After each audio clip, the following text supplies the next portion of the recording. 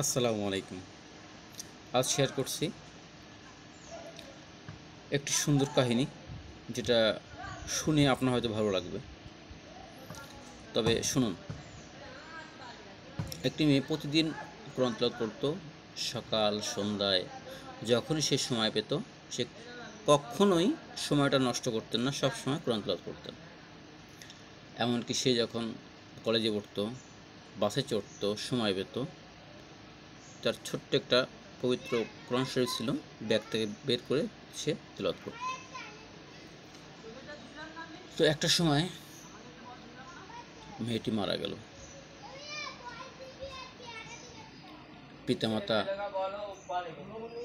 সহ পরিবারের যারা আশেপাশে আছে সকলেই খুব আফসোস করতে লাগলো যে আল্লাহর এক বান্দি মারা গেছে।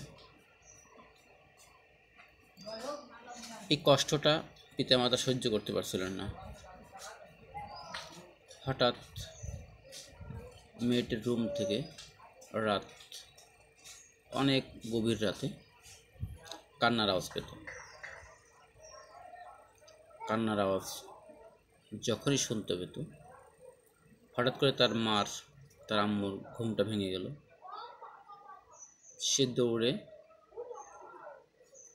মেয়ের রুমে গেল এবং সে ভয় পেল। ভয় পেয়ে এসে সে পরদিন সকালে তার স্বামীকে সহ সকলকে বলল।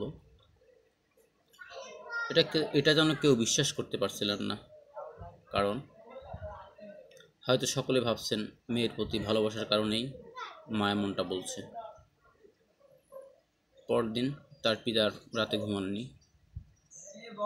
হঠাৎ মধ্যরাতে আবার সেই কান্নার শব্দ। তার পিতা গেলেন এবং সেও দেখলেন একই অবস্থা, কান্নার শব্দ। পরক্ষণে যখন ফজরের নামাজ আজান হলো, তার পিতা মসজিদে গেল। ইমাম সাহেব সহ সকলকে কথাগুলো খুলে বললেন। ইমাম সাহেব কথাগুলো শুনে সে সিদ্ধান্ত নিল সে ওই মেয়ের রুমে পর্যবেক্ষণ করবে এবং সে আজ রাতে মেহমান হিসাবে সেখানে থাকবে। যথাসময়ে ইমাম সাহেব আসলেন এবং ওই রুমে তার তো ঘুম আসছিল না, সে সময় কাটাচ্ছিলেন আল্লাহর ইবাদত। যখনই রাত 1টা বাজলো, কম বেশি সময়, তখনই হঠাৎ করে কান্নার শব্দ, চিৎকার। ইমাম সাহেব নিজেই আঁতকে উঠলেন এবং ভয় পেলেন। পরক্ষণে সেই রুম থেকে বের হয়ে গেলেন। এখন সকলকে ডাকলেন এবং বললেন, এটা ওই মেয়ের কান্নার শব্দ নয়। মেয়েটা যে প্রতিদিন রাতে যখন কোরআন তেলাওয়াত করতেন, তখন ফেরেশতারা এসে তার কোরআন তেলাওয়াতগুলো শুনতেন। সেই কান্নার যখন এসে মেয়েটাকে, সেই কান্নার শব্দটা আসলে ফেরেশতাদের কান্নার শব্দ, কারণ মেয়েটি ছিল ফরেজগার, আল্লাহর বান্দি। সে যখন কোরআন তেলাওয়াত করতো তখন ফেরেশতারা এসে কোরআন তেলাওয়াত শুনতো। এখন যখন প্রতিদিন ফেরেশতারা আসে, যখন কোরআন তেলাওয়াত শুনে না, তখন মেয়ের আফসোসে তারাও কান্না করে।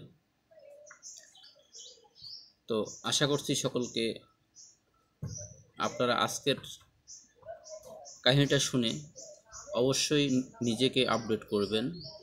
মা বোনরা যারা আছেন, প্রিয় ভাই যারা আছেন, চেষ্টা করি আজ থেকে, এখন থেকেই সময় পেলেই যেন সময়টা নষ্ট না করি।